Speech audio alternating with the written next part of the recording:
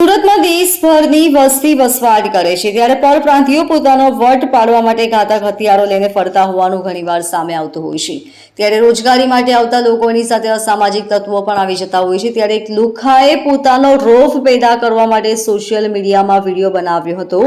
ઘાતક હથિયારો સાથેનો વિડીયો હાલ સોશિયલ મીડિયામાં વાયરલ થઈ રહ્યો છે। લુખ્ખા તત્વો પોલીસને ખુલ્લો પડકાર ફેંકતા હોય તે રીતે ઘાતક હથિયાર સાથે રાખી યુવકે વિડીયો બનાવ્યો છે।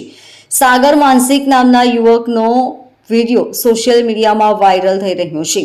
વિડીયો સોશિયલ મીડિયામાં વાયરલ થતા લોકો કહી રહ્યા છે કે પોલીસનું કાયદાનું શાસન છે કે સાગર માનસિક જેવા ટપોરીઓનું।